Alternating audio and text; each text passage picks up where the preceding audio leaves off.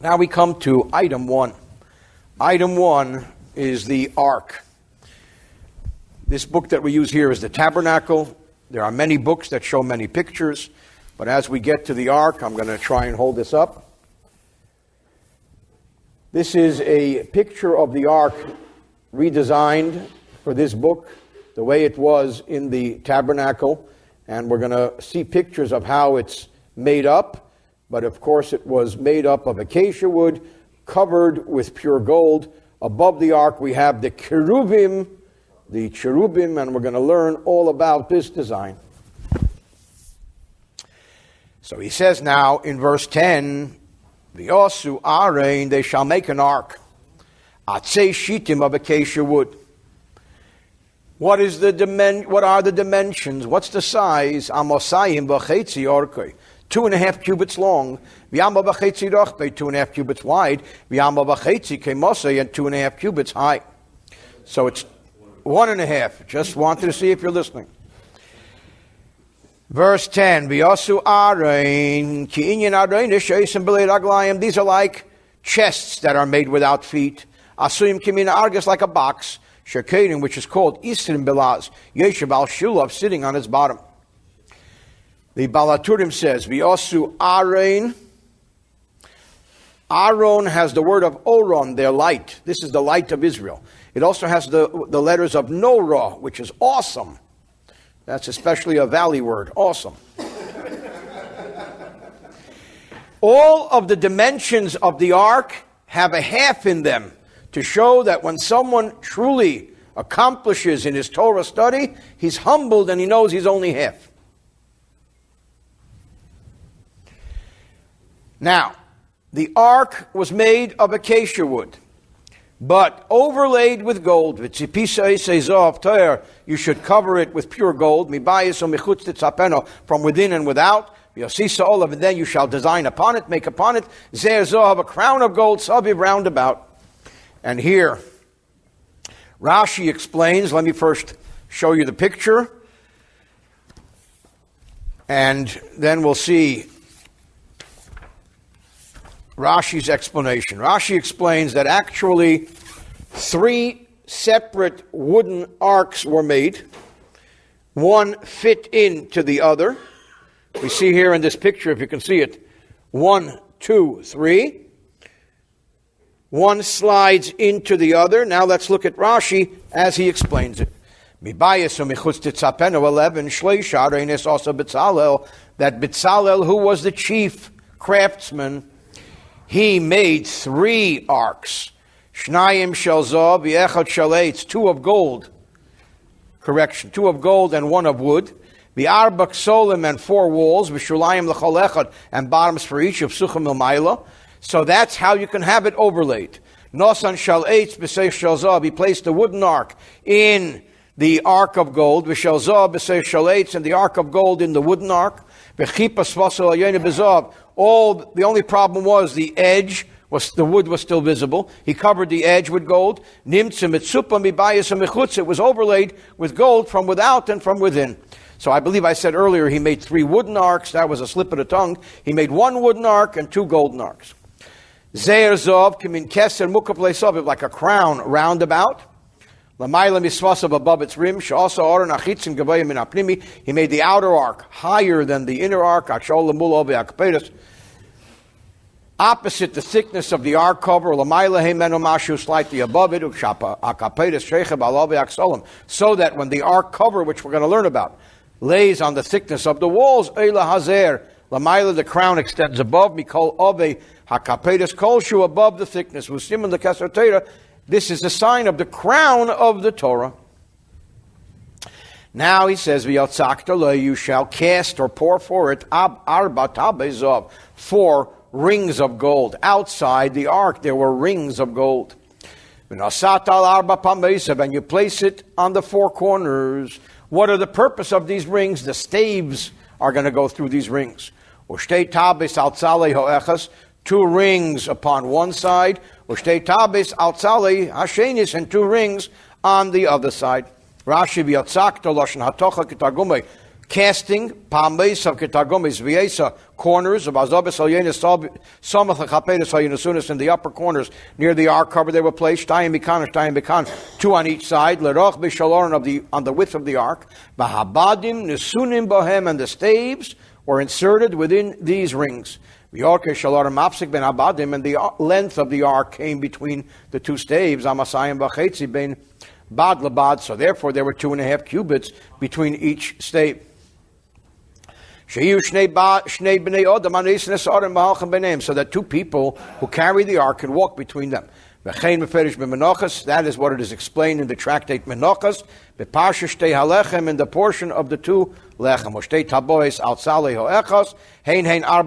Those are the 4 rings, the same rings. He explains where they go. This vav is extra. It's a poetic vav.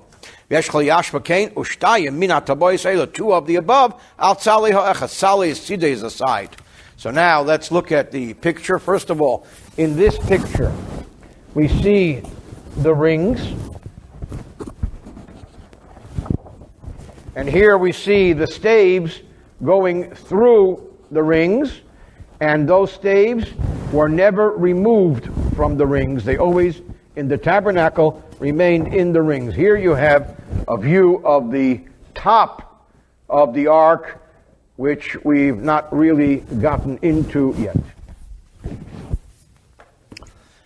Okay, verse 13. Now that we have the rings, you make staves of acacia wood with tzipisa isam zohav, and you overlay the staves as well with gold. So here, in the original picture I showed, we have the golden staves going through the golden rings, carrying the golden ark.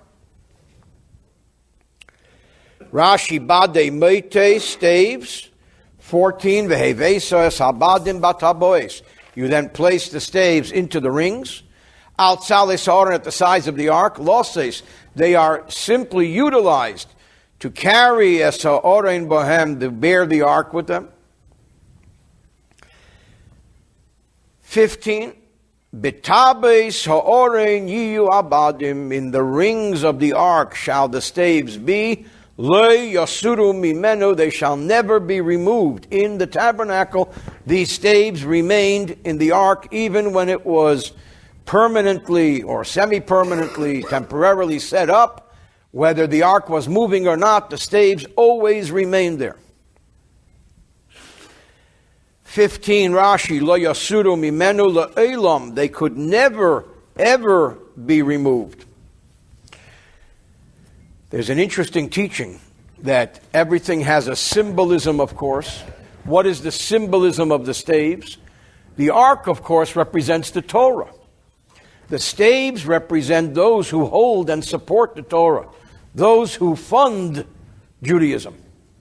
They are eternally attached to the ark by virtue of the fact that someone gives charity, and especially when someone is constant and consistent. And the staves don't move, they are eternally attached to the Torah, so that the staves that allow the ark to function are eternally attached to the ark. That's an interesting symbolic teaching into the significance of why the staves of the ark should never be removed. 16, final verse in today's Torah portion, V'nosato el ha'orein, and you should place into the ark eis ha'edus, the tablets of testimony, asher etene lecha, which I, God, will be giving you, because God is speaking to Moshe on the top of Mount Sinai. V'nosata el ha'oren, k'mei bo'oren, within the ark, ha'edus, the tablets, ha'torah, the Torah, shehilo edus, which is the testimony b'ni b'nechem, between me and you, shetzivisi eschem, that I have commanded you, mitzvahs, the commandments, haksubes ba, which are inscribed and written into the Torah. There's one more Baal HaTurim I'll share with you on 11. Zohov toher mibayis umichutz.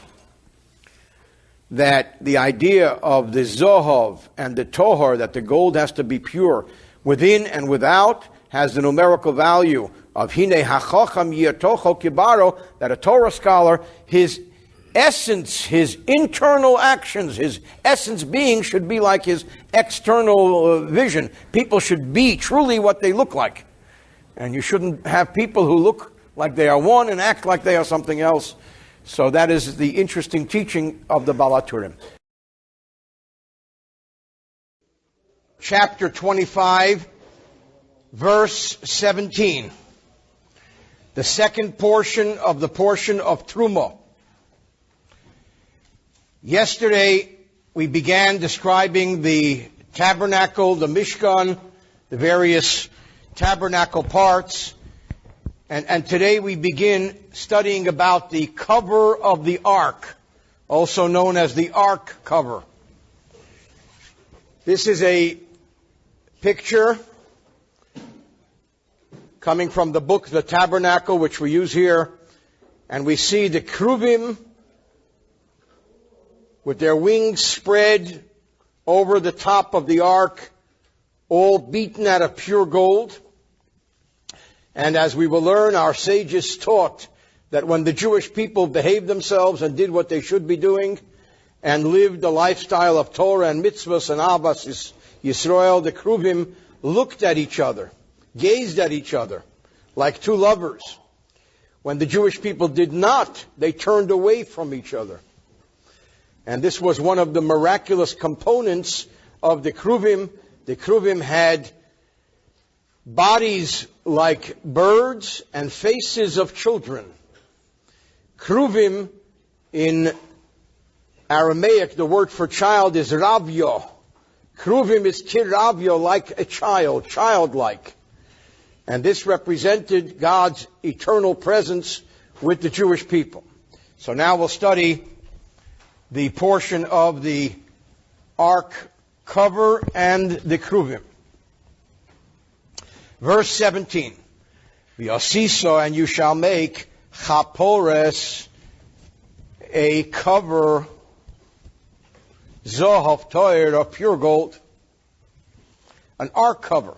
Amasayim v'chetzi orka. The ark cover had the same dimensions as the ark because it had to cover the open ark. 2.5 cubits long. V'yama v'chetzi rochba, and 1.5 cubits wide. 17 Rashi, kaporas is kisui al ha'oren, a covering over the ark. Shoya pasuach milmayla, because the ark was open up on top. Umaniche olav, and the cover was placed upon it, kimindaf, like a board covering. Amasayim b'chetzi orka, ki orka shaloren, like the length of the ark. V'rochba, and its width was kirachba shaloren, like the width of the ark. Umonachas, and it sat al ovi haksolam, on the thickness of the 4 walls. Arba'osam, all 4. Even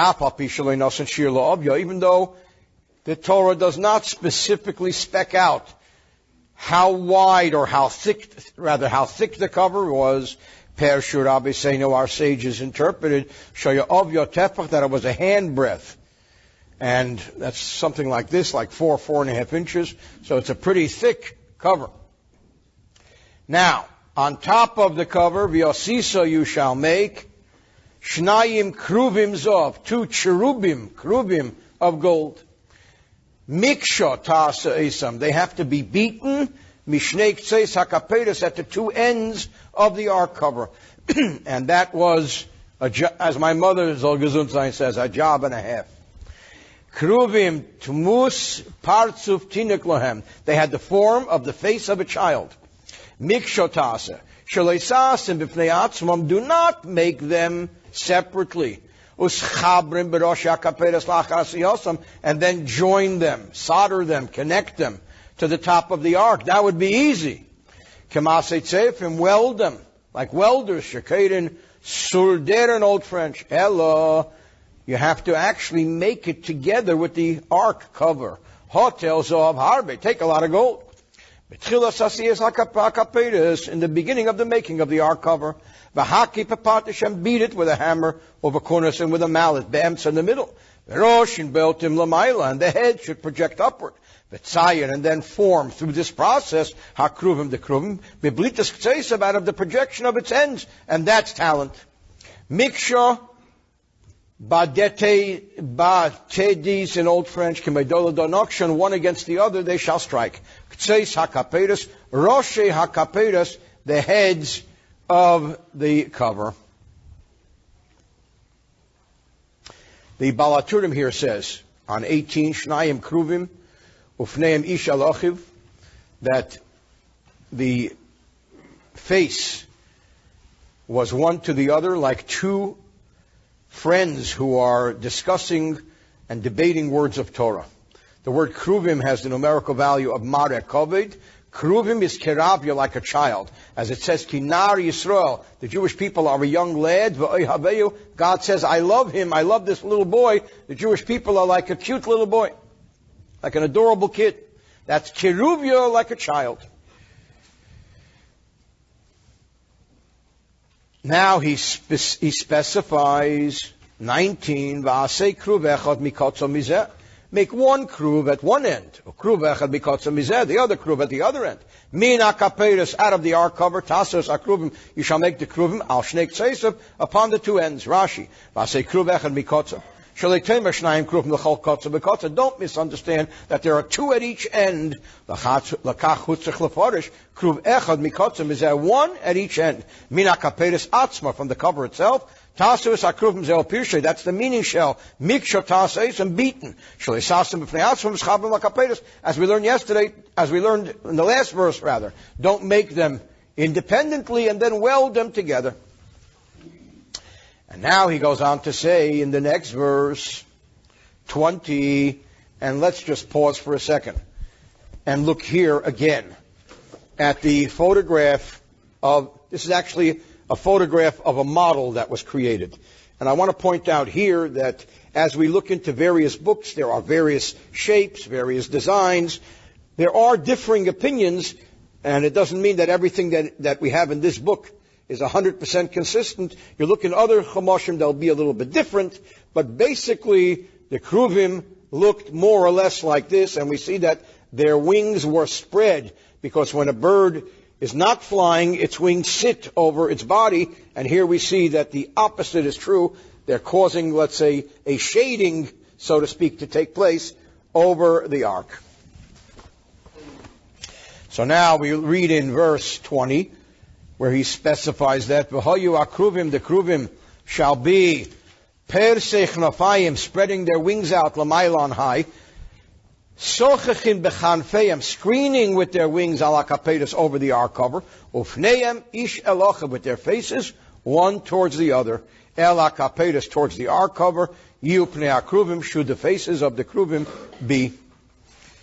Rashi, persei chnafayim shleisasa chanfeim sheichvim, don't make their wings laying down, ela prusim, but spread out, ugvayim l'mayla, reaching up on high, eitzor Hashem, towards their heads, sheyehei asora tvachim bechol, there shall be about 10 handbreadths in the space, shebein knafayim, between the wings, lakapetus, and the cover, kedisa b'sukkah, as it says in the tractate Sukkah.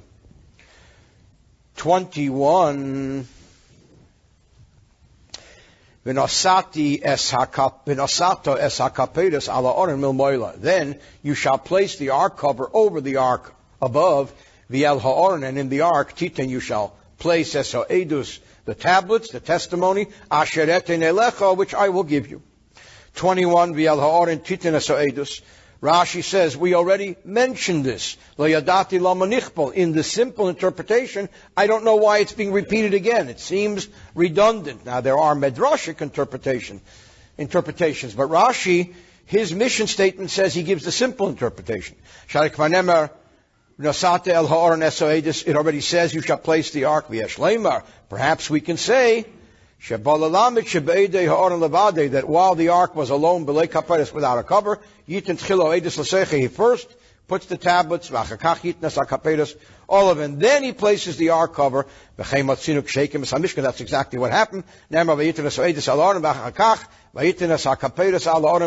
placed the ark cover above the ark. One could say that first there should be a complete ark with an ark cover. You take off the ark cover, you place the tablets, you cover it. He says no.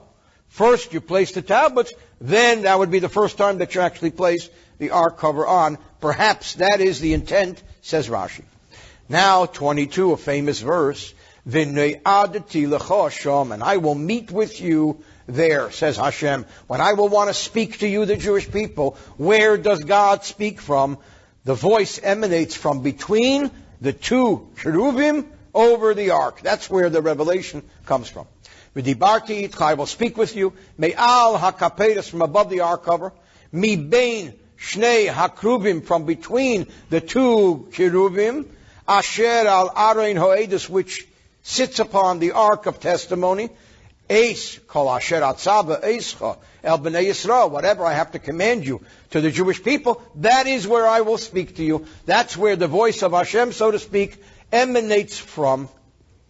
Rashi, v'neyadati kishe'ek b'ameid l'chal l'daber imcha, when I'll set up a time to speak with you, eisei mokem ek b'lameid shal v'sham l'daber elecha. That's where the speech will come from. V'dibarti itcha me'al kapedes, I'll speak to you from above the ark cover. So here we set up the teaching that where does God speak to Moshe and the Jewish people from? From the top of the ark cover. But there's a problem, because in Vayikra it says in the very beginning, Vaydaber Hashem Elav Me'ehom Me'ed Leimer, that God speaks to Moshe from the tent of meeting, from the doorway of the Mishkan. Zeh HaMishkan, Michutz LaPareiches, outside the curtain. Ninsu, so we have Shnei Chsuvim, two verses, Machishim Zeh, which contradict one another. One verse says God speaks to Moshe from the top of the Kruvim. The other verse says God speaks to Moshe from the doorway of the tabernacle.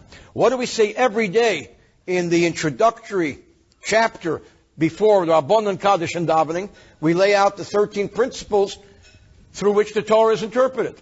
One of those principles is this scenario. The end. What do we say? V'chein shnei chsuvim hamachishim zeh. When there are two verses which contradict one another, what do? At sheyovo hakosuv ashlishi v'yachriya beineim. You wait for a third verse. You look for and you find a third verse which decides. That's exactly what we do here. Back to the Rashi. Bo hakosuv ashlishi. Along comes the third verse, v'hichriya beineim, and decides. What's the third verse? Where Moshe comes into the tent of meeting, he hears the voice of Hashem speaking to him, Me'al hakapedas, from the ark cover. They're both true. Like the famous story that I love to tell of the two litigants who come before the rabbi, and one presents his case, and the rabbi says, you're right. And the other litigant presents his case, and the rabbi says, you're right. And the Rebbetzin says, how could they both be right? And the rabbi says, you're also right. That's the third verse. Moshe would enter into the Mishkan. As soon as he would enter into the doorway, a voice would protrude from heaven. The voice would be projected coming from between the Kruvim. From there it would come forth, and it would be heard throughout the Ohel Moed, so Moshe could actually hear the voice standing at the gateway of the Ohel Moed. So you're right, and you're also right. The voice came from between the two Kruvim. It projected throughout the Ohel Moed to the doorway. Moshe could hear it at the doorway. Rashi says this is a classical example of a poetic vav. This vav has no practical use. There are many such vavs. And this is the meaning. Who? That's the same teaching that I'm going to command you. A little Balaturim. The Balaturim says, Shnei Keruvim, the two words, Shnei Keruvim, have the numerical value of Avraham, Yitzchak, Yaakov, Abraham, Isaac, and Jacob. So the Keruvim reminded the Jewish people of their roots, of Abraham, Isaac, and Jacob, the patriarchs. That's the Keruvim. They are there to remind the Jewish people of the merit of their forefathers. You have the two Keruvim and Moshe. Remember, Moshe is a key player. Two Keruvim plus Moshe makes 3, corresponding to the 3 patriarchs. In fact, we find, look at the 3 words, Mi bein shnei hakruvim, from between the two kruvim. Look at the first letter of those three words. Mibein shnei hakruvim Moshe. Mem shin hey. That the words Mibein shnei hakruvim, says the Baal HaTurim, the Rosh Tevis, the first letter of those three words, make up the word Moshe.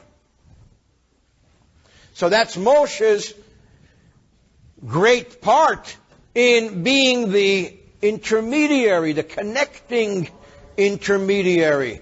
As we say in Hasidus, the memutza hamechaber, the connecting intermediary between Hashem and the Jewish people.